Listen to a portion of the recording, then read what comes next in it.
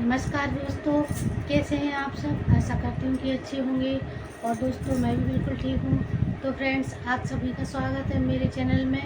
तो दोस्तों, आज मैं आपको हरतालिका तीज के बारे में जानकारी देने जा रही हूँ। जो मेरी बहनें महिलाएं और कुंवारी लड़कियाँ भी ये हरतालिका तीज का व्रत करती हैं। तो हरतालिका तीज का व्रत अखंड सुख सौभाग्य के लिए और सुहाग ने अपने सुहाग की कामना के लिए ये व्रत करती हैं। इस साल हरतालिका तीज का व्रत 6 सितंबर और शुक्रवार के दिन पड़ेगा।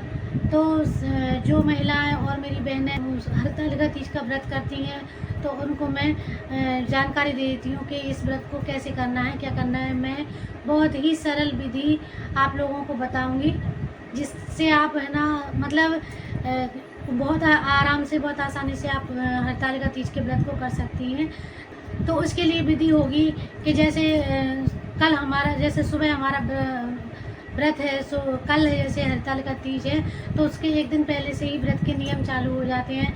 यदि आप बिल्कुल शुद्ध अवस्था में हैं तो ठीक है, नहीं तो आप एक दिन पहले ही सिर को धो लें।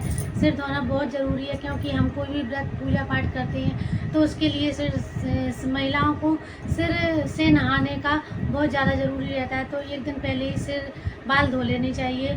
और व्रत एक दिन पहले से ही, यानी कि रात से ही शुरू हो जाता है। तो आप एक दिन पहले ही जब खाना खाएं तो मतलब बिना लहसुन प्याज का लें, हल्का आहार लें, ज़्यादा तला भुना ना लें, सिंपल खाना खाएं उस दिन आप शाम के टाइम।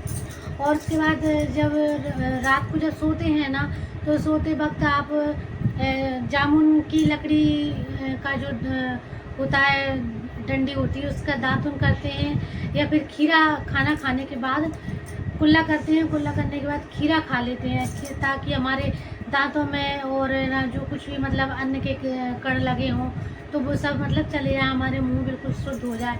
तो या तो खीरा खा लेना चाहिए, या जामुन के उससे दातुन करनी चाहिए। और उसके बाद पानी पीकर कुल्ला करके हमको फिर व्रत धारण करना चाहिए। बहुत से लोग सुबह मतलब जैसे आज व्रत करेंगे तो सुबह भी किसी से नहीं हो पाता है, तो भोर में पानी, चाय, दूध ले लेते हैं। तो जो आप बिल्कुल ले सकते हैं भोर में, यानी सूर्य निकले, सूर्योदय हो उसके पहले आप ले सकते हो। तो उस काल में और सुबह और शाम को शिव जी की पूजा आराधना करें।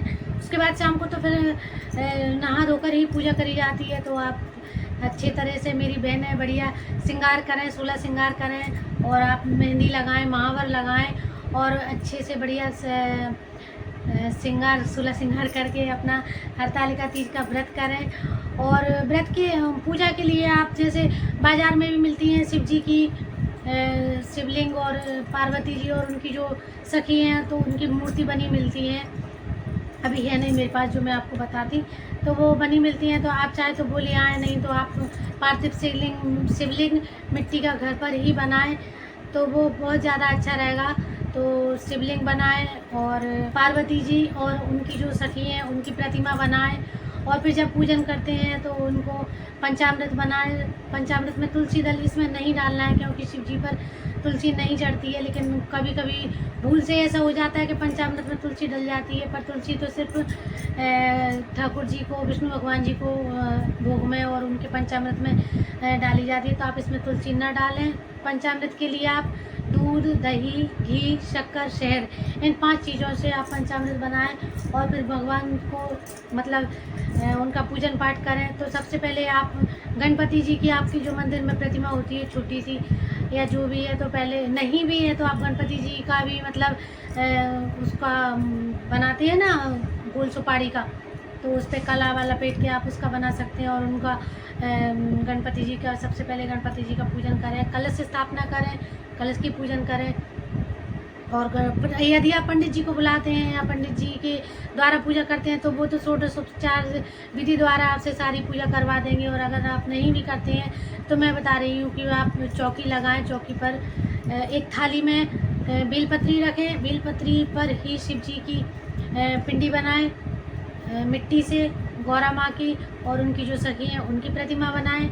और मैं अगली बार भी मैं एक वीडियो और डालूँगी जिसमें मैं आपको शिव जी और पार्वती जी और ये बनाना भी बताऊँगी कि किस तरह से आप पार्थिव शिवलिंग का निर्माण कर सकते हैं। तो ये बनाएं और फिर शिव जी का आप पूजन करें, जनेऊ अर्पित करें शिव जी को और पंचामृत से और शुद्ध जल से, गंगा जल से शिव जी को स्नान करवाएं। माता गौरी का पूजन करें और उनकी जो सखी हैं उनको पूजन करें और उनको माता गौरी मैया को आप श्रृंगार अर्पित करें। शिव जी के पूजन में कितनी चीज़ें होती हैं, बेलपत्री मेन होती है, बेलपत्री, फूल, आँख का फूल, धतूरे का फूल, कनेर का फूल, इतने फूल होते हैं जो शिव जी को चढ़ाए जाते हैं। तो आप वो सब भी व्यवस्थित उनको एकत्रित करके रखें। और धतूरा फल चढ़ाया जाता है, बेल का फल चढ़ाया जाता है, नारियल का फल चढ़ाया जाता है। नारियल फोड़ना नहीं है, शिव जी को साबुत ही अर्पित करना है। और भोग में आप नैवेद्य रखें, कुछ घर पर बनाएं। पार्वती माँ के लिए गुजिया पसंद है तो आप उनके लिए गुजिया ज़रूर ही लाएँ, चाहे आप बाज़ार से लाएँ चाहे आप घर से बनाएं, तो उनके लिए भोग में गुजिया अवश्य ही रखें। और सुहाग श्रृंगार पार्वती माँ को जरूर चढ़ाएं। और जब पूरी पूजा हो जाती है, पहली आरती होती है 8 बजे, तो आप पहली पूजा कर लें शिव जी की और उनको धूप दीप जो भी करते हैं आरती करें पहली। और फिर इसके बाद 10 साढ़े 10 बजे होती है आरती, फिर 2 बजे होती है और उसके बाद 1 साढ़े 5 बजे होती है। तो इस तरह से 4 उसमें भाग में पूजा होती है शिव जी की, 4 बार पूजा होती है और 4 बार आरती होती है। तो आप इस तरह से आरती करें और बड़े प्रेम और श्रद्धा से शिव जी का और माँ पार्वती जी का पूजन करें। और मैं और भी वीडियो बनाऊंगी तो वो आपको दे दूंगी। बड़ी सुंदर सी झांकी लगाएं आप, जिसमें कनेर की डालियां लेके आएँ और कनेर की और केले की उससे मंडप सजाएं खूब अच्छे से। फुलेरा भी लगाएं, फुलेरा ज़रूर ही लगाएं। अभी तो पहले से सोचें तो आप सब हो जाएगा, तो फुलेरा भी लगाएं। और जो जो शिव जी को पसंद है, माता पार्वती को पसंद है, उनकी पसंद की सभी चीज़ें आप उनकी व्यवस्था करें और शिव जी का और माता पार्वती मैया का आप पूजन करें बड़े प्रेम से। सुबह जब चौथी आरती हो जाती है तो उसके बाद विसर्जन, जो आपके पास में कुआं हो, जो भी विसर्जन की व्यवस्था हो वहाँ आप विसर्जन कर सकते हैं।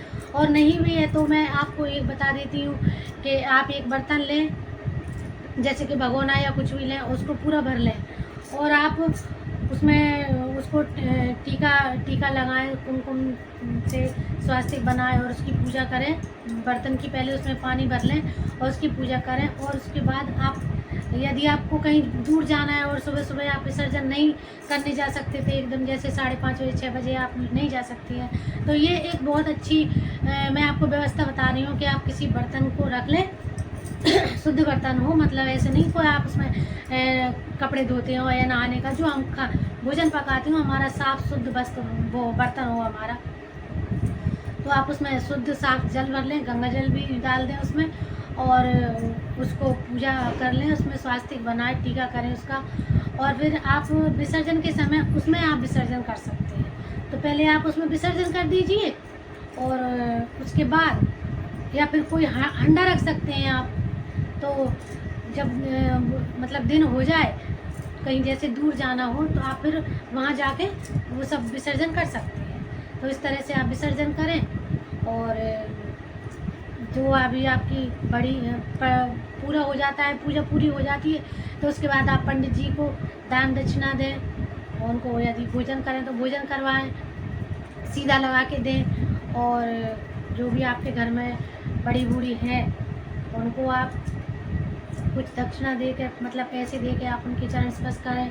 सुहागने हैं, बहन बेटियां हैं, सुहागने हैं, तो उनको आप सुहाग की सामग्री दें, चूड़ी बिंदी जो भी आप दे सकती हैं वो दें। तो बस इस तरह से आपका व्रत पूर्ण हो जाएगा। और बड़ी भाव से श्रद्धा से आप शिव जी का और माता पार्वती जी का व्रत पूजन करना। सारी रात जागरण तो करते ही है सब बड़े प्रेम से। तो बस यही मेरा कहना था। कभी कभी समस्या ऐसी आ जाती है कि बीच में पीरियड आ जाता है, तो उस समय भी सोचना पड़ता है कि अभी क्या करें। तो उसमें आप व्रत रखें, व्रत तो रखना ही है, तो क्योंकि व्रत तो आपका ही है तो आपको व्रत रखना है, तो उसमें आप व्रत रखें, लेकिन आप पूजा ना करें, पूजा किसी और से करवाएं। और पूजा की सामग्री है और जो भी चीज़ें हैं वो सब आप दें, आपको ही देनी है तो वो आप दें, और किसी और से भी आप पूजा करवा सकते हैं। और कथा तो आपको सुननी ही है तो कथा आप ज़रूर ही सुने, और मन ही मन में शंकर भगवान का, माता पार्वती माँ का स्मरण करना है। जागरण में भी आपको मतलब एक कोशिश है कि हाँ भले ही हम दूर बैठे लेकिन हमको जागरण में भी शामिल रहना, तो भजन पूजन हमको करते ही रहना है। और जो प्रेग्नेंट होती हैं जैसे उनको भी दिक्कत आती है कि कैसे करें, तो वो अपना फल और पानी, जल और फल वो ले सकती हैं, कर सकती हैं, इसमें कुछ नहीं है। यदि आप कहते हैं कि पशु बन के पिए जल, तो वो और ज़्यादा बेहतर है, तो आप ले सकती हो।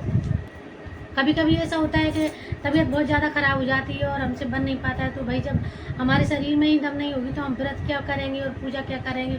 तो ऐसी स्थिति में आपको जल और या चाय वगैरह फल आप ले सकते हो।